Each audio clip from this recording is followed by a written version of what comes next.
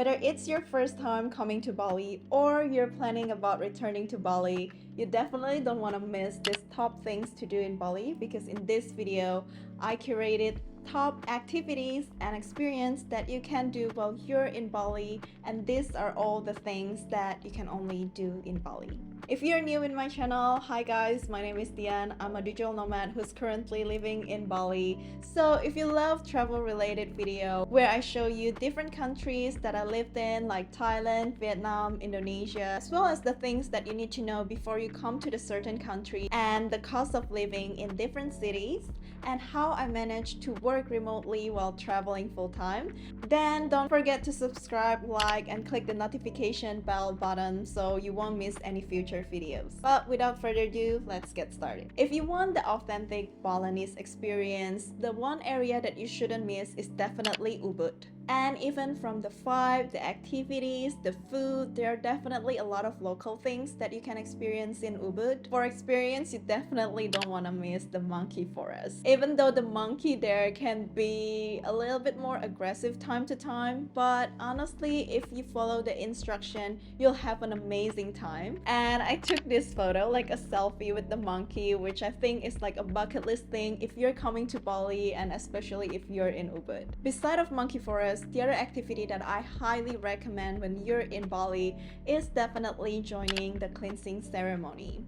We call this melukat in Indonesia, and it's basically where you go to a temple or you go to a place where they have a priest. Usually they have a waterfall nearby, that's why we called it water cleansing ceremony. It's a very unique experience because the purpose of this ceremony is to cleanse all the trauma, all the bad memories, all the baggage you have inside. So whether you're spiritual or not, I think it's a very cool experience. They also have the priest to guide you. You usually will wear sarong, get inside the temple, pray, and then they will perform the ceremony after. If you're coming to Indonesia, you definitely want to try the Indonesian cuisine. But I know the struggle of coming to Southeast Asia, and if you're not used to spicy food or like a heavy flavor food type of things, then it can be quite challenging to enjoy the local cuisine. So I highly recommend this place called Warung Bernadette. They have all the must-try Indonesian cuisine like bakso, rendang, gado-gado, and they did a really good job at maintaining the authentic flavor. So it's not too oily, not too spicy or salty, and you can really taste the authentic flavor of Indonesian food. The other one is something I just got to experience recently, this fine dining restaurant called Gajah Putih. And the reason why I think it's worth trying is it's not a normal fine dining experience, but they also have a performance while you're enjoying your meal.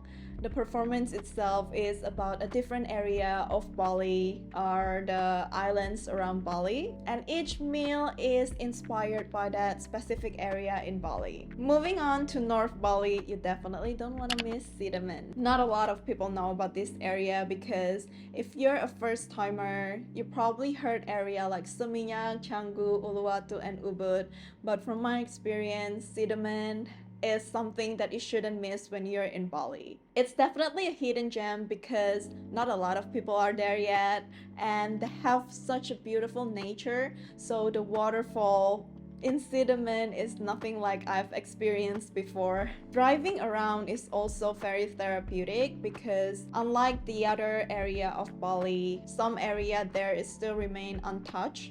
So when you're driving, you see a lot of mountains, rice field. The nature is absolutely stunning. And by this time, a trip to Bali is not complete without trying a flower bath or staying at a bamboo house. Areas like Cidon or Ubud usually have a lot of bamboo Airbnb. Basically, it's the cool housing that made from bamboo. So you probably have seen it all across Instagram, and this is where they will decorate the bathtub with a certain decoration from flowers. It's definitely picture worthy and will add something to your vacation. So some of the things that I've experienced here in Bali are brand collaboration. This means the brand invited me to go to either their resorts or their restaurant to try out a different experience that they provide. But I can say that all the things that I recommend in this video are something that I would pay to experience, and it's something that I think you guys shouldn't miss. And if you look at my Instagram, I don't have a huge following. I have less than 5,000 followers on Instagram, and here in YouTube I have around 6,000 subscribers. I have a guidebook where I share with you the step-by-step on how I monetize my social platforms, so I get to experience things for free or even getting paid. And the thing is, even with one hotel or excursion collaboration, you already made the money back with my guidebook. So if that's something that you're interested about, you can check out the link in the description box below. Moving on to the next thing to do here in Bali. This is something that I got questions a lot,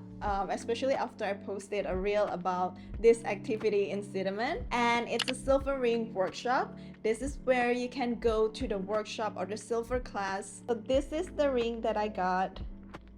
As you can see, you can design your own ring, and it was like a really cool experience because you started from scratch, from melting the silver and then shaping it by yourself. I think there's something special when you go to a place and instead of just like getting a souvenir from that place, you make something that you can take home. And you can't come to Bali without getting a massage or a spa. For massage or spa, I would highly recommend to go to area like Canggu or Seminyak because that is the place where they have the most amazing spa. Honestly, I think you can't go wrong with any of the spa in Canggu or Seminyak. But I recently tried out this one. It's called Emeline Beauty and Spa. It's probably the best spa that I've tried so far here in Bali. The reason why it's not just because they have this amazing area where you're getting massage while there's like rice field all around you, but also I tried out one of their treatment. Let me pull it out real quick.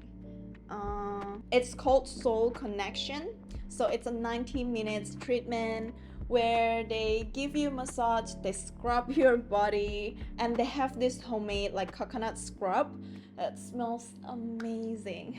If you're feeling more adventurous, you definitely have to surf or do bodyboarding here in Bali. The best place to surf, in my opinion, is Canggu and Uluwatu. Canggu is more beginner friendly because the waves is not as hard to catch compared to Uluwatu. I personally usually just like surf in Canggu because I do consider myself a beginner. It is also one of the best way to enjoy sunrise or sunset, so you definitely want to pick that time of the day to go surfing because during the daytime in the afternoon it can be like too hot to surf here in Bali. It's also very easy. If you don't know how to surf, they have a lot of like surf instructor here, so you can take a class with them. And if you already know how to surf, you can also just rent a surfboard and surf by yourself. Another activity, if you want to be more in nature, is definitely the sunrise hike in Mount Batur. So it's around a 2 hours hike up to see the sunrise, and you do have to start really early in the morning. Usually they will come to pick you up around 1 or 2 a.m. in the morning. I went there with my friends and we had an amazing experience on the top of the mountains. There were like monkeys and stuff. You have breakfast there while waiting for the sunrise, so it's definitely something you don't want to miss. Exploring cafe and restaurant is a must in Bali. I honestly haven't been in a place where they have a lot of options for healthy food, amazing variety of different cuisine like Bali. And as a digital nomad, I do really enjoy working from a cafe. So yeah, it's a plus point because most of the cafe here has an amazing and comfortable interior where you can sit there and work while ordering your food. Last but not least is to explore the islands around Bali. So there are a lot of cool different islands that you can go from Bali, like Nusa Penida, Gili Island, Lombok, Nusa Lembongan, Nusa Ceningan. For Nusa Penida itself, you probably want to spend like 2 or 3 days minimum when you go there. They have a lot of nice activities around the nature that you can experience there. And I also went with my friends to Gili Islands, and they have the best snorkeling spots there. In Gili, people still use horses and bicycle to get around. So it's definitely something that's cool to experience if you want to check out the slower paced area. But anyways guys, those are the top things that you can do in Bali in 2024. If you have any questions, feel free to drop it at the comment section down below, and I'll see you on my next one. Bye!